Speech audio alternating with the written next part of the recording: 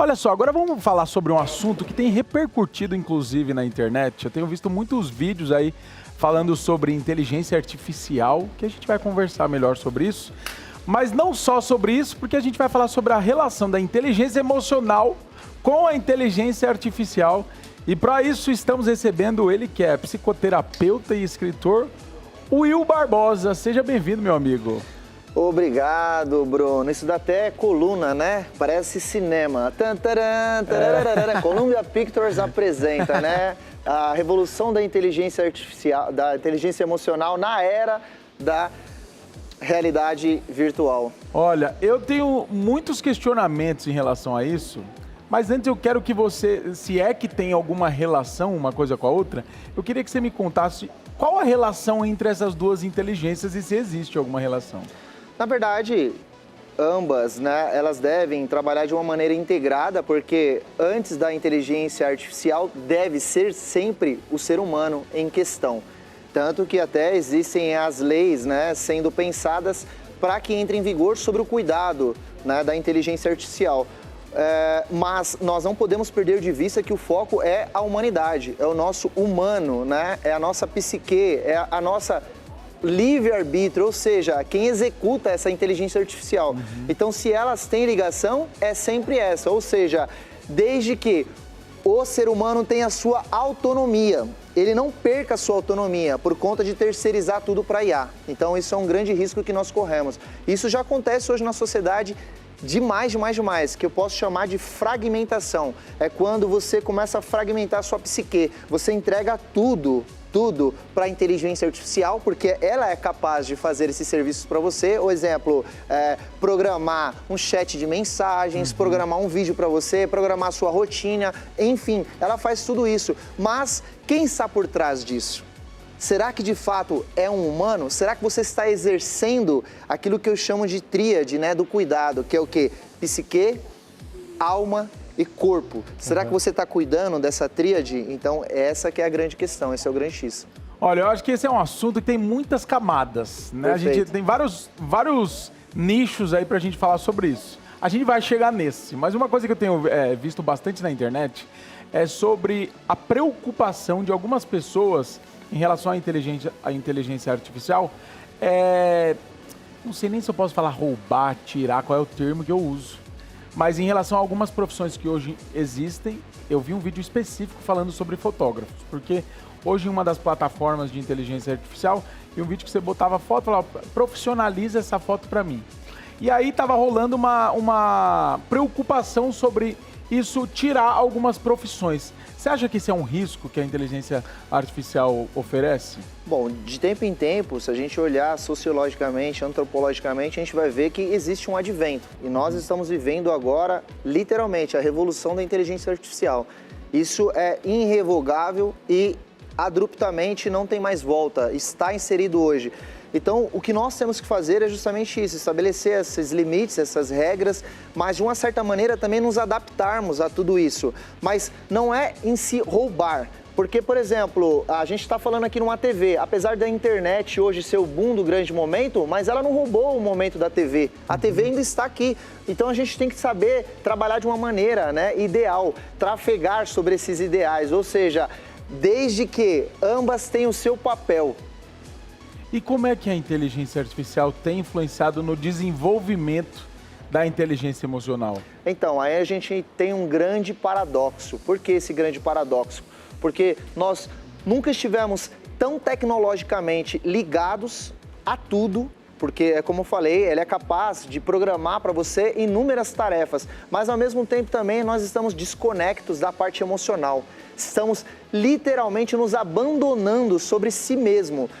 Isso dá até um artigo do livro que escrevi, que é o Amar-se Mais para Amar os Demais. Quando você fala para uma pessoa, você se ama, a pessoa bate no peito e fala, eu me amo. Mas será que você se ama mesmo? Porque quando a gente vai ver o decorrer, quando a gente está no cético terapêutico, a gente começa a ver profundamente que existem inúmeras áreas na vida da pessoa em abandono. Então, de uma certa maneira, nós estamos entregando a nossa vida para uma realidade artificial, quando, na verdade, em si, nos conhecermos, porque os outros amigos que tiveram aqui falaram também sobre inteligência emocional, né, anteriormente, mas nós percebemos que nós estamos nos fragmentando, então, de fato, estamos perdendo a nossa identidade, e isso é extremamente arriscado. Então, mas quando a gente fala disso, não pode bater uma preocupação na galera que, ó, não vou fazer isso porque isso aqui faz parte do humano fazer, né? Tô falando, sei lá, do que você citou aqui, por exemplo, alinhar minha rotina, tal. Isso é uma coisa que eu preciso pensar, que eu preciso exercitar a minha mente. Mas hoje, com essa coisa de tecnologia que tá todo mundo usando, não há uma preocupação das pessoas de pensar assim, se eu não fizer isso, eu vou ficar para trás. Como é que a gente faz para essas pessoas entenderem o valor dessas questões humanas mesmo?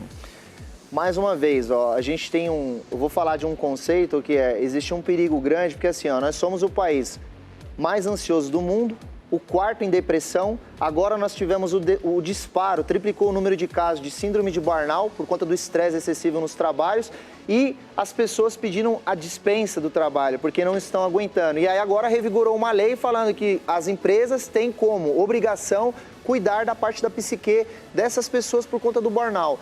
E aí eu digo para você, esse autoabandono que está acontecendo, essa entrega da inteligência artificial faz com que, olhe gente, pause, desacelere, comece a olhar também muito para si, porque quando a gente não tem a compreensão do silêncio interior que nós devemos fazer, não faz mais sentido. Ou seja, nós entregamos a nossa vida para essa fragmentação que acontece. Ou seja, nós precisamos entender esse universo da inteligência artificial, como também de outras realidades. Porém, desde que nós consigamos, né, adquirir o quê? Discernimento.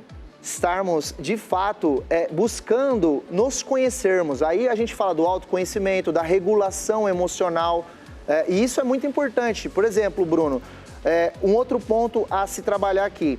A gente fala assim, nós somos seres racionais. Literalmente, Bruno, nós somos seres racionais. Isso é irrevogável. Mas, desde lá do ventre da sua mãe, Bruno, ele já era emocional. Então, antes de sermos racionais, nós somos emocionais. Só que será que nós temos a destreza hoje de lidarmos com decepção, com a quebra de expectativa, com aquilo que não dá certo, e nós entendemos que não está acontecendo isso hoje. Ó, eu vou pegar um caso aqui para você ver, o Whindersson Nunes. Você viu o que aconteceu com o Whindersson Nunes? Veio agora procurar a psiquiatria. Aí você olha lá, teve pessoas que informaram assim, ó, veja bem, ó, complicado falar, mas o que chama atenção é que esse cara famoso não tinha esse tipo de coisa quando era pobre. Agora ele ficou rico, tá cheio disso. Por que não volta a ser pobre de novo? Então você vê assim, são vários haters fazendo pejorativos contra a pessoa dele, mas não sabe a dor, né, a essência da pessoa. Aí você pega um post desse, que eu quis aqui citar, você acha que isso é inteligência emocional?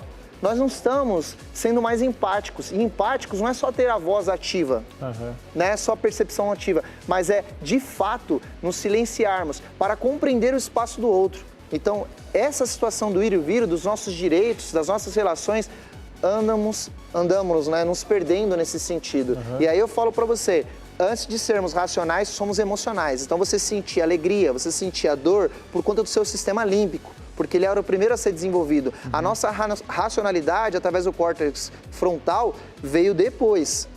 E você racionaliza essa situação ao longo tempo. Uma criança com 2 até aos 14 anos, de 2 a 14 anos, ela é pré-racional. Apesar da lei falar que nós somos 18 anos, a gente já é adulto, mas a racionalização de fato se dá, ou seja, a maturidade, para alguns casos, e cientificamente comprovado, é com os 25. Então, diante essa chuva de ideias que nós estamos tendo aqui, esse brainstorm, digamos assim, aí eu digo para você, como é necessário esse autoconhecimento de fato, mas infelizmente essa via anda esquecida, abandonada. A inteligência artificial, houve um boom hoje de 3 anos para cá, dos coaches falando isso, né? Inteligência emocional. Mas o próprio Jesus já lidava disso de uma maneira brilhante. Então, buscar esse acesso interior, se conhecer, né? Enfim, faz com que você também consiga perceber o outro no seu espaço. Caso contrário, nós não estamos vivendo saudavelmente. Nós não estamos cuidando dessa tríade que eu disse, né? Mente, corpo e alma. E onde é que você acha que pode estar o erro? Porque, pensando bem friamente, assim, com o avanço da tecnologia, e hoje a gente com acesso a tantas informações, tudo isso devia favorecer o nosso emocional, né? Perfeito. Onde é que está o erro? Na verdade, o erro não é só uma questão de erro. Eu vejo que, na verdade, há uma deseducação. Ou seja, a base de tudo, quando a gente vai conversar sobre múltiplos assuntos, é a educação. É essa intelectualização. É realmente o ser humano, ele explorar o máximo do que ele pode, que é ser intelectível. Mas será que nós estamos sendo esse ser intelectível? Será que nós estamos realmente desenvolvendo o nosso emocional? Será que nós estamos desenvolvendo a nossa inteligência com sabedoria? Porque, caso contrário, a gente está dando um disparo seguinte, do mesmo modo que nós estamos indo para Marte num foguete, mas a gente tem muitas coisas aqui em abandono, que nós não demos conta ainda. E isso tem um fator educação. Então, essa educação de base que nós não temos, dentro da família, com a família desestruturada hoje, que a gente vê na sociedade, e eu não estou generalizando, claro, são situações pontuais, mas existe. E a gente tem visto, de fato, então, que a educação é o cerne de toda a situação. Então, a gente precisa nos educarmos. E isso começa desde a base de família, que é não terceirizar, correto? A sua educação como pai, como mãe e assim sucessivamente, mas também como a sociedade, os líderes políticos e assim por em diante. Nós também precisamos cobrar essas situações, assim como agora veio essa lei do que a empresa tem que cuidar da saúde mental dos seus funcionários. Caso contrário, vai gritar. A gente vai continuar nesse estado aqui de rede social, porque também somos o ranking, né? O primeiro do mundo que mais acessa a rede social. Tanto que o Instagram está aqui no Brasil e assim sucessivamente a meta. Mas aí eu olho para você e eu digo, né? Poxa, mas várias outras áreas defasadas, né? Ó, eu quero falar com você sobre as redes sociais, mas eu vou aproveitar uma brecha que você falou aí sobre as empresas cuidarem do emocional dos funcionários. Agora, sabendo que a inteligência artificial está cada dia mais avançada, você não acha que isso é um risco, tipo assim, de as empresas olharem para as situações e falar, eu tô achando que está valendo mais a pena assumir, criar algo que consiga tomar conta desta função para que eu não tenha mais problemas com os funcionários humanos? Bruno, eu acredito que se tudo der ruim nesse panorama, vai soar como uma conspiração aqui, teoria da conspiração. Eu digo que se isso acontecer, da inteligência, enfim, performar em todas as áreas humanas, que eu acredito que isso não vai acontecer, mas se acontece nesse modo, né, ser absoluto nisso, nós vamos ter aí uma moeda universal, ou seja, pessoas que vão ficar literalmente, vão assistir, vendo que de fato a inteligência, a tecnologia vai tomar conta de tudo e eles vão ficar, sabe, obsoletos, precisando sempre de uma renda universal, ou seja, do governo ir lá e fazer o papel que ele sempre fez a vida inteira. Então isso sim é um perigo, mas eu aqui acredito que isso não vai acontecer, na verdade vai ter algo de, a gente pode chamar de homogêneo, pessoas mais preparadas para poder se adaptar a essa realidade da inteligência e pessoas despreparadas. Mas como é que a gente pode preparar uma sociedade para isso? Por isso que eu disse, a base é a educação. Por isso que eu disse que os líderes políticos, as empresas, ou seja, esses responsáveis maiores, eles devem cuidar disso. Mas o papai e a mamãe também. Porque apesar da tecnologia, você tem que estar de olho no seu filho. Você tem que amá-lo, você tem que estar próximo. Você tem que saber desse direito de ir e vir entre o pai e o filho, de entender, de respeitar, de educá-lo. Caso contrário, como eu disse também, até lá no simples, na relação dentro de casa, o filho vai ficando extremamente digital e o pai e a mãe vai ficando distante dessa conexão. E não consegue mais encontrar o filho nessa situação. Nesse mundo online que hoje a gente vive. Exato, perfeito. Né? E falando em mundo online, você falou uma coisa que eu quero, você que é psicoterapeuta, eu acho que tem mais acesso às pessoas. Você acha que a galera que hoje está sofrendo com questões emocionais é a galera que está mais ligada à internet ou isso não tem nada a ver? Não tem nada a ver. Existem muitos problemas, muitos transtornos na vida das pessoas, de fato. Tanto que eu disse para você, a depressão em quarto lugar. Aí você pega aí, nós somos o país mais ansioso do mundo. Só que é claro que a ansiedade também tem ligação com a internet, tem ligação, ou seja, com a tecnologia também, porque uma pessoa que fica muito no envolvimento disso, é como eu falei, ela se fragmenta, ela se perde de si mesmo. ela não busca esse silêncio interior que ela deveria, essa regulação de se autoconhecer. E aí ela entrega tudo isso providência do quê? Do digital. E aí vive uma vida, às vezes, até muitos casos aí de fake news. Então, justamente por isso que eu estou te perguntando. Porque hoje eu percebo que tem muita gente que tem a tal da comparação com aquilo que vê na internet.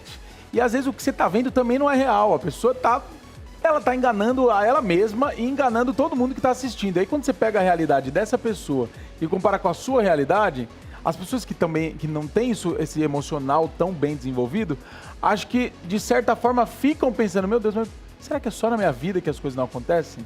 Então por isso que eu perguntei se tem a ver com quem está mais ligado à internet assim diretamente. Não, tem uma grande influência, isso também nos afeta e muito. Muito. Mas ela não é só a responsável por números de ansiedade disparado, pelo número de depressão disparada, então ela não é só a responsável por isso.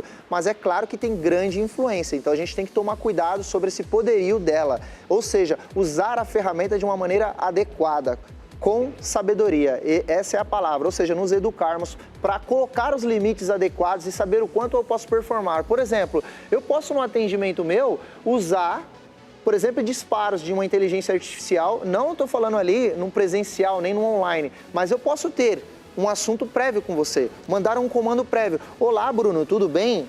Eu estarei logo, é assim presente. Isso pode acontecer, mas logo depois eu tenho que retomar e dizer, Bruno, eu estou aqui. Sou eu que estou ali. Então, esse zelo, esse cuidado, esse manejo de entendermos aonde estão os limites, essa é a situação mesmo a se cuidar, né? A se pensar. Eu vou dizer que eu detesto o serviço automatizado, assim. Eu quando ligo, quer falar com robô ou com humano, sabe essas opções que eu sempre quero falar com humano porque eu nunca estou satisfeito com essa coisa de falar com robô, de aquelas mensagens automáticas, né? E num contexto geral, assim, como você acha que a população reage a isso? Você acha que elas estão preparadas para lidar com a inteligência artificial nesse sentido? Não totalmente, extremamente parcial sobre isso. Até porque você falou uma coisa que é fato, é uma grande dor. Ou seja, antes de entregarmos essa performance para a inteligência artificial, nós não podemos esquecer que somos nós que sentimos. A inteligência artificial, ela não sente. Então, por sentirmos, pode ser um grande diferencial. Aí também está o quê? Grandes líderes. Porque o líder hoje, que souber dominar essa inteligência artificial, será um grande ápice aí para algumas empresas, porque é necessário você entender sobre o ser humano. Então, como é que eu não vou entender sobre o ser humano sendo que eu entreguei minha vida totalmente a só a tecnologia? E isso não pode. Então, eu entendo também um pouco da sua dor, eu também passo por isso. Às vezes, quando você liga para uma URA, você é obrigado a ficar 30 minutos para poder ser atendido. Você prefere ficar na URA porque quer conversar com uma pessoa. Em alguns casos, é necessário você logo adiantar e ir para a rede, né, digital e você mesmo fazer e é rápido. E isso, como eu estou dizendo, já acontece, não tem mais volta. Ou seja, sistema bancário é assim, tudo que você vai fazer, uma consulta médica está assim, você não pode mais, dificilmente você consegue falar com outro, a ponta, porque as empresas estão eliminando isso e estão cada vez mais usando, né, essa tecnologia. Nossa, isso é muito louco, porque eu, por exemplo, com a ascensão dessa coisa da inteligência artificial, eu tenho a sensação, né, não sei se isso vai acontecer, mas que os próprios estudos hoje, a partir de agora, né, da geração que a gente tem vivido, talvez sejam outros assuntos, justamente para que as pessoas sejam mais formadas, porque alguém precisa desenvolver a inteligência artificial. E quem são essas pessoas que desenvolvem? O que elas estudam? O que é preciso saber para isso ser desenvolvido? Como que você avalia isso nesse sentido? Sobre o ponto de vista de como elas estudam a inteligência artificial? Na verdade, assim, sobre essa mudança que pode ser que aconteça para que as pessoas mudem o foco. Antigamente, o que é que as pessoas estudavam? Administração. Perfeito. Engenharia. Sim. Hoje em dia, infelizmente, por exemplo, eu escuto um monte de gente, virou até piada na internet, que você se formou em quê? Sou engenheiro, mas você trabalha com o quê? Uber. Porque não conseguiu se alocar no trabalho. E hoje, com a coisa da inteligência artificial, você acha que pode existir novas profissões aí para cuidar exatamente disso? Tendo em vista que isso pode avançar cada vez mais? Poder pode. Aí, mais uma vez, dependerá das grandes empresas, né? As grandes corporações que lidam com essa inteligência e também as outras empresas que estão pormenores nessa camada de manter esse cuidado para nunca esquecer o lado humano, que o humano precisa estar em questão, que nós precisamos trabalhar isso. Caso contrário, como eu falei, a gente vai entregar a nossa vida de fato para a inteligência artificial e a gente não vai lidar, mas não vai saber lidar com essa relação humana que deve ter na ponta. Então, sobre estudar, é irrevogável que eu vejo esse discurso, às vezes as pessoas falando, né, como se fosse uma receita de bolo, dizendo assim na receita de bolo, olha, para que eu vou estudar? Fulano lá já ganha tanto dinheiro, então, só que aí eu digo para você o seguinte, estudar liberta, estudar nos edifica, estudar nos evolui, estudar nos humaniza, nos transforma. Então, é necessário estudar, indiferente só o ganho monetário, porque hoje está muito ligado só ao ganho monetário. Por exemplo, se eu não performar financeiramente, não é interessante então estudar. E isso é uma antemão, antemão. Por quê? Porque, é o que eu falei para você, o ser humano é chamado a ser o quê? Uma pessoa intelectiva. Porque até o termo, né, inteligência artificial, entre aspas, os únicos seres inteligentes somos nós. Só não usamos da maneira adequada. Sim. Então, essa é uma grande questão aí também. Olha, Will, teria 1000 outras perguntas aqui, é uma pena que o nosso tempo é curto. Mas como é que funciona seu trabalho? Você é terapeuta, é psicoterapeuta, você atende para tratar do emocional das pessoas ou você tem sei lá, algum grupo de estudos que fala sobre inteligência artificial? Você atende alguém nesse sentido? Não, no grupo de estudos para falar sobre inteligência artificial, não. Na verdade, sou psicoterapeuta, escritor, como eu havia dito, 2 livros. E eu, sim, atendo as pessoas com problemas, transtornos patológicos, a gente lida com isso no cotidiano. E sobre uma pessoa que tem uma dificuldade, por exemplo, está sonegando um relacionamento, ou seja, sonegando, eu digo assim, não está mais gostando, né, de se relacionar com as pessoas no contexto do dia a dia, porque ela entregou, por exemplo, uma vida dela literalmente a essa vida de artificial, da inteligência. Aí a gente vai cuidar disso num set terapêutico. Então, sim, executo os trabalhos como psicoterapeuta, atendendo as pessoas tanto online como fisicamente, ok? E também, nas quartas-feiras, um trabalho social também para a comunidade, prestando grupo terapia também, para 2 turmas, para a turma de mulheres e para a turma à noite, homens e mulheres juntos. E a gente acaba trafegando sobre todos esses pontos que a gente está tratando aqui, Bruno. Legal, então, ó, obrigado pela sua presença. Vou pedir para você passar para o pessoal de casa seu Instagram, seus contatos, como é que essas pessoas te encontram caso queiram ser atendidas por você. Perfeito, o meu arroba lá é eutesouro, super fácil, eutesouro, e o meu telefone é 11 974 97463 5062. Então ratifico, eutesouro, DDD 11 97463 5062. Só falar comigo que a gente vai atender. Eu também tenho o site, tenho os livros, enfim, a gente pode conversar, pode cuidar de você, porque é o que eu amo fazer.